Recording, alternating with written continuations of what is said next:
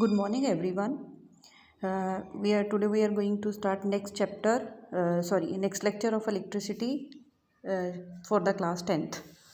In the last lecture we have completed potential. हमने last lecture में potential and potential difference के बारे में डिस्कस किया था. पोटेंशियल डिफरेंस, इसकी हमने मेजरमेंट भी पढ़ ली, हमने इसके बारे में इसकी यूनिट्स भी पढ़ ली, इसकी डेफिनेशन भी हमने कवर कर ली है. अब नेक्स्ट क्या है कि अब मैंने देखना है कि पोटेंशियल हाई कौन सी, लो पोटेंशियल और हाई पोटेंशियल मैंने डिफाइन करनी है. हाई पोटेंशियल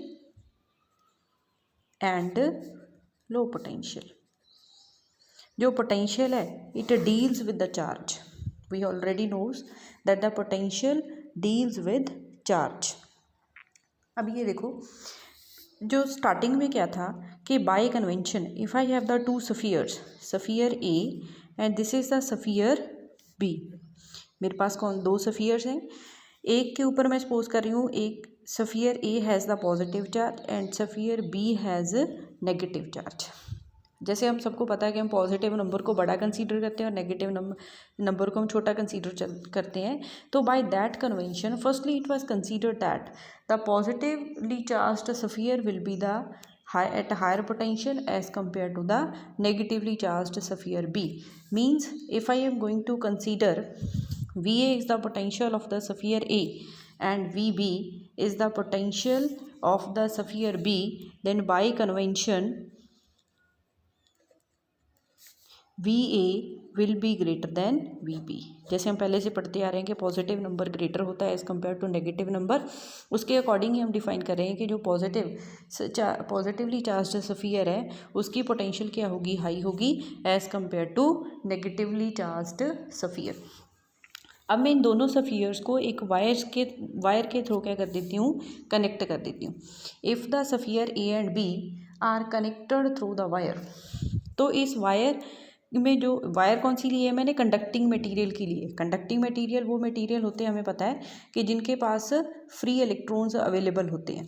जब इस वायर के अक्रॉस मैंने दो स्फीयर्स को कनेक्ट किया है, जो ए और बी है, A is at higher potential as compare to B. Due to this potential difference means जो वायर है इसके दोनों एंड पे क्या है, पोटेंशियल डिफरेंस अराइज हो चुका है. Due to that potential difference the electrons will starts to flow. Electrons क्या करेंगे, फ्लो होना शुरू कर देंगे.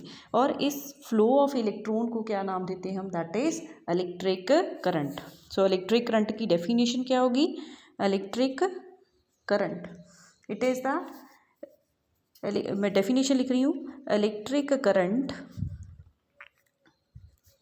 Through any cross sectional area is amount of net charge flowing through it per second. Clear. और इलेक्ट्रिक करंट को हम किससे डिनोट करते हैं, it is denoted by capital I. अगर मैं इलेक्ट्रिक करंट का मैथमेटिकल फार्मूला लिखूं, I will be equal to net charge Q per unit time. Means charge flowing per second, that is known as the current. और अब हमने इसकी unit देनी है, SI unit of electric current is ampere. जैसे हमने potential difference की थी वोल्ट, तो इलेक्ट्रिक करंट की क्या है आपके पास, एम्पियर है. अब मैंने 1 एम्पियर डिफाइन करना है, मैं इसको नाम देती हूँ इक्वेशन नंबर 1. इक्वेशन नंबर 1 को मैंने आई की वैल्यू 1 एम्पियर लिखनी है. Means I will be equal to 1 ampere if charge में कितना ले लूँ, 1 कूलम. कितने टाइम के लिए फ्लो हो रहा है, 1 सेकेंड के लिए. तो करंट थ्रू द वायर कितना होगा आपके पास, that will be equal to the 1 ampere. अगर हम वर्ड्स में बोले तो क्या होगा, current flowing through the wire is said to be 1 ampere, is said to be 1 ampere when 1 coulomb of charge flows through the wire in 1 second. Clear. अगर किसी भी वायर में जो 1 कूलम चार्ज फ्लो हो रहा है फॉर द 1 सेकेंड, तो current wire में कितना होगा, that will be equal to 1 ampere. Clear बेटे। अब है नेक्स्ट आपके पास, अब हम इसकी मेजरमेंट किसके साथ करते हैं, measurement of current. It is measured by a device known as, device का क्या नाम है आपके पास, एम मीटर। जैसे हमने पोटेंशियल डिफरेंस को किसके साथ नोट किया था, वोल्ट मीटर के साथ, अब करंट किसके साथ मेजर करेंगे, that is with the ammeter. ठीक है। और एमीटर मैंने आपको पहले बताया था कि जो वोल्ट मीटर है that is connected in parallel, तो और एमीटर किस में कनेक्ट करते हैं हम, ammeter is connected in series, connected in series. अब मैं आपको एक डायग्राम बना के बताऊंगी कि सीरीज में कैसे कनेक्ट करना है। Let us suppose I have a resistor having the resistance R. This is an electric lamp in the circuit. It is connected to a cell or battery through the key, 1V key. Clear. अब मैंने यहाँ पे ammeter connect करना है, तो ammeter connect करने मैंने बोला मैंने सीरीज़ में कनेक्ट करना है, तो एमीटर ऐसे कनेक्ट होगा इस सर्किट में कि first end of this electric lamp और sorry second end of the electric lamp is connected with the first end of the ammeter, and ammeter का जो सेकेंड एंड है it is connected with the battery through the key, तो इसको हम बोलते हैं series connection. तो ammeter को हम किस में ऑलवेज कनेक्ट करते हैं, that is always connected in series. And last हमने डिस्कस किया था कि वोल्ट मीटर को हमने किस में कनेक्ट करना है, that is always connected in parallel. Clear. Next is the direction of current, direction of current के करंट कौन सी डायरेक्शन में फ्लो करता है। पहले देखो वापस आते हैं हम जहाँ पे हमने हाई पोटेंशियल और लो पोटेंशियल का कंसेप्ट लिया था। यहाँ पे हमने बोला था कि बाय कन्वेंशन पॉजिटिव चार्ज पे जो सफ़ियर है उसको हमने हाई पोटेंशियल नाम दिया है और नेगेटिवली चार्ज सफ़ियर को हमने लो पोटेंशियल बताया। तो V A is greater than V B, तो बाय कन्वेंशन क्या होगा कि आपके पास जो इलेक्ट्रॉन्स है वो कहाँ से जाने चाहिए, ए से B. Means if the direction of the current is from positive to the negative, positive to negative, then it is called the conventional current. Direction of current अगर आपके पास पॉजिटिव टू नेगेटिव होगी तो हम इसको नाम देंगे conventional current. But actually हमने पढ़ा है कि जिस बॉडी के पास नेगेटिव चार्ज होता है उसके पास क्या होते हैं, नंबर ऑफ इलेक्ट्रॉन्स एक्सेस होते हैं, ज़्यादा होते हैं as compare to the body having the positive charge. Means जिस बॉडी के पास पॉजिटिव चार्ज है उसके पास क्या है, number of charge carriers electrons क्या है, कम है as compare to the charge body having the negative charge. तो हम यहाँ पे सिचुएशन देखें तो बी के पास इलेक्ट्रॉन्स ज़्यादा हैं सफ़ियर के पास, बी सफ़ियर के पास इलेक्ट्रॉन ज़्यादा हैं as compare to the electrons on the sphere A. तो मीन्स अगर हम इसको वायर के साथ कनेक्ट करेंगे तो क्या पॉसिबिलिटी बनती है कि इलेक्ट्रॉन्स कहाँ से जाएंगे, बी सफ़ियर से ए। मीन्स यहाँ पे एक्चुअल डायरेक्शन क्या आ रही है, that is from negative to positive, and this type of current is known as the electronic current. अगर हम डायरेक्शन नेगेटिव टू पॉजिटिव लेके चलेंगे तो हम उसको क्या नाम देते हैं, that is called electronic current. हम उस करंट को क्या नाम देते हैं, electronic current. Means on the basis of the direction we are going to define the two type of the currents. और हमने दो टाइप के करंट यहाँ पे डिस्कस किए हैं कि अगर direction positive to negative terminal जाएगी तो हम उसको कन्वेंशनल करंट बोलेंगे, अगर डायरेक्शन जा रही है नेगेटिव टू पॉजिटिव तो हम उसको क्या बोल रहे हैं, that is called the electronic current. ठीक है बेटे। और जो बेसिकली इलेक्ट्रिक करंट है, I is a scalar quantity, ये ध्यान में रखना है कि जो स्केलर क्वांटिटी है इसके साथ डायरेक्शन है बट क्या है, ये स्केलर क्वांटिटी है। Next topic is the electric circuit. Electric circuit क्या है, इसमें हमने क्या करना है, नंबर ऑफ एलिमेंट्स को हम एक पर्टिकुलर पैटर्न में कनेक्ट करेंगे थ्रू द कनेक्टिंग वायर्स। जो आपके पास पिक्चर, जो आपके पास अरेंजमेंट आएगा हम उसको क्या नाम देते हैं, that is called the electric circuit. Means electric circuit क्या कंसिस्ट कर सकता है, an electric circuit consists of, क्या कंसिस्ट कर रहा है, कंसिस्ट्स ऑफ कुछ भी आप नाम देते, पहले तो हमें सेल या बैटरी चाहिए जो कि आपके पास कॉन्टीन्यूसली पोटेंशियल डिफरेंस देगा, स्विच चाहिए, उसके बाद रेजिस्टेंस पोज करो हमने लगाया है, रेजिस्टेंस लगा दिया, और other electrical and other electrical equipments,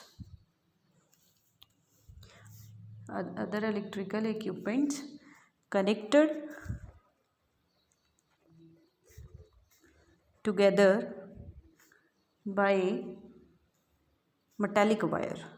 conducting wire के थ्रू हमने नंबर ऑफ कंपोनेंट्स को क्या किया है, कनेक्ट किया है, तो हम उस अरेंजमेंट को क्या नाम देते हैं, that is called electric circuit.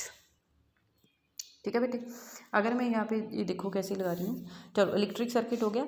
अब हम कॉपी पे इलेक्ट्रिक सर्किट तो नहीं दिखा सकते, तो हमें कुछ सिंबल्स होंगे हमारे पास, उन सिंबल्स को कंसीडर करके हम एक डायग्राम बनाएंगे, जिसको क्या नाम देंगे हम, circuit diagram. Circuit diagram, circuit diagram क्या है,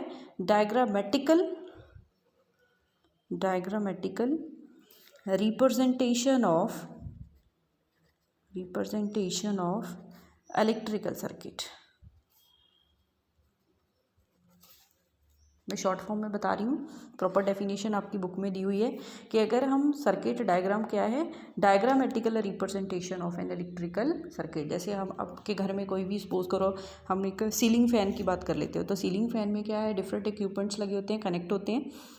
अगर हम उसकी सीलिंग फैन की इंटरनल स्ट्रक्चर को डायग्राम की फॉर्म में रिप्रेजेंट कर देंगे, तो हम उसको क्या नाम देते हैं, सर्किट डायग्राम। क्लियर। और सर्किट डायग्राम बनाने के लिए हमारे पास कुछ सिंबल्स होते हैं, और सिंबल्स आपकी बुक में भी दिए हुए हैं, और मैं यहाँ पे भी आपको दे रही हूँ, आपको इन सिंबल्स को लर्न करना है।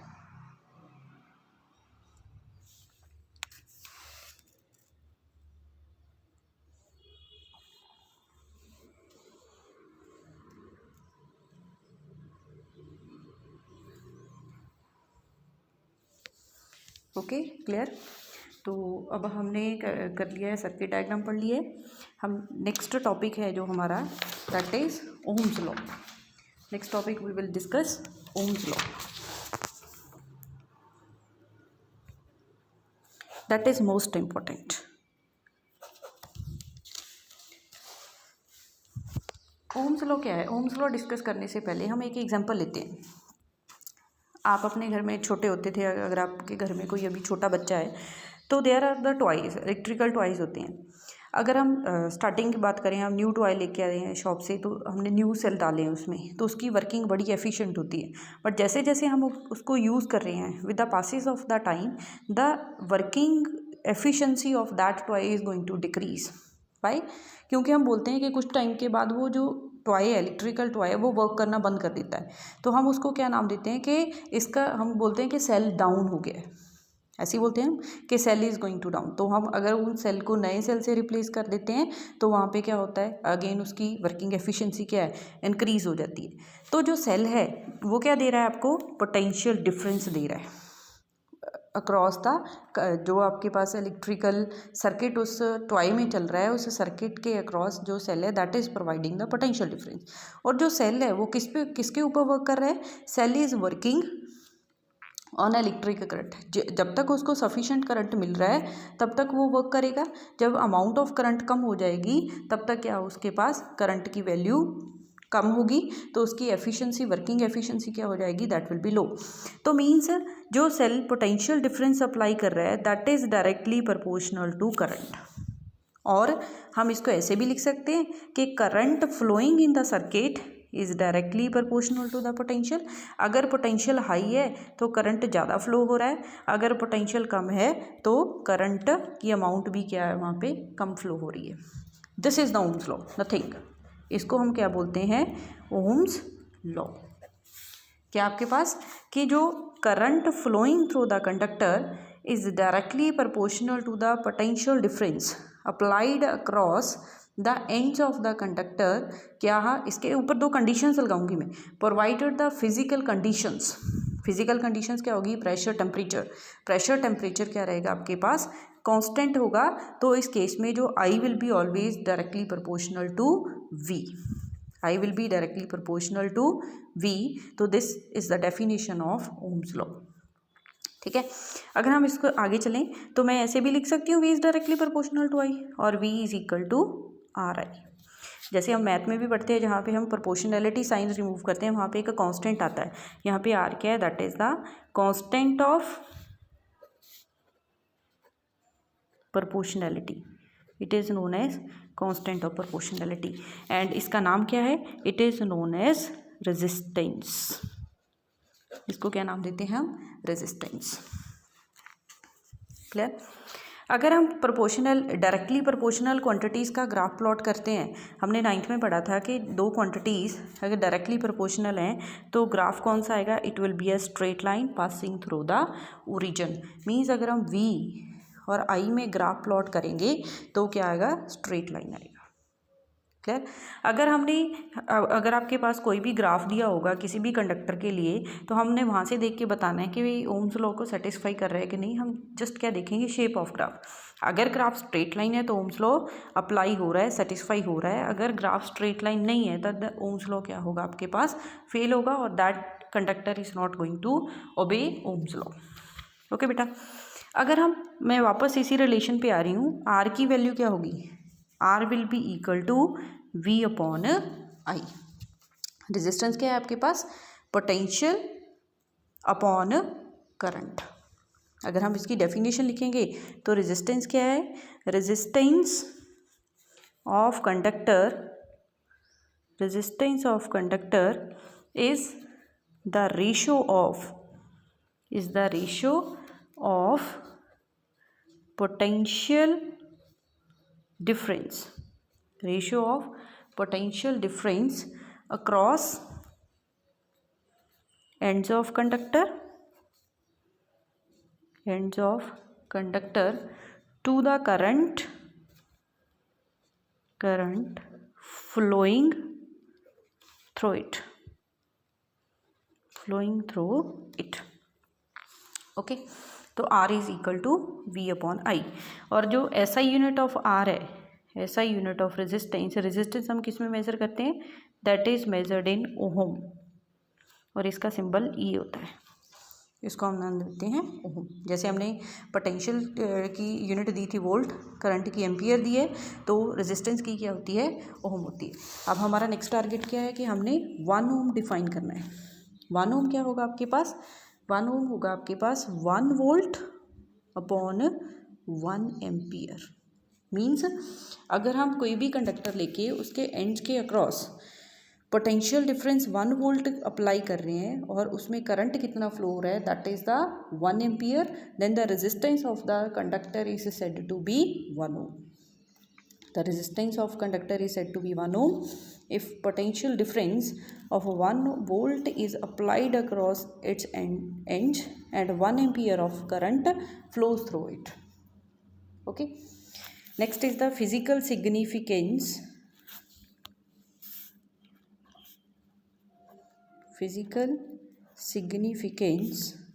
of resistance. हमने मैथमेटिकल तो बता दिया कि रेजिस्टेंस क्या है, अब हमने एक्चुअली बताना है कि रेजिस्टेंस क्या है।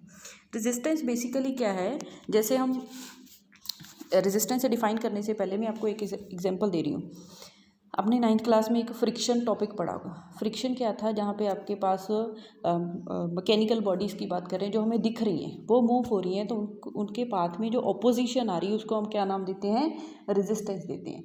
अगर हम यहाँ पे करंट की बात कर रहे हैं, करंट क्यों आ रहा है, due to the flow of charge carriers. तो रेजिस्टेंस क्या है, बेसिकली उन चार्ज कैरियर्स के पाथ में ऑब्स्ट्रक्शन है, जो उनका पाथ अपोज हो रहा है, उस क्वांटिटी को क्या नाम दे रहे हैं, that is called the resistance. Okay. तो रेजिस्टेंस क्या है, it is measure of obstruction to flow of current के फ्लो होने में जो ऑब्स्ट्रक्शन आ रही है उसको, उस क्वांटिटी को क्या नाम दे रहे हैं हम, that is called the resistance. Clear बेटे।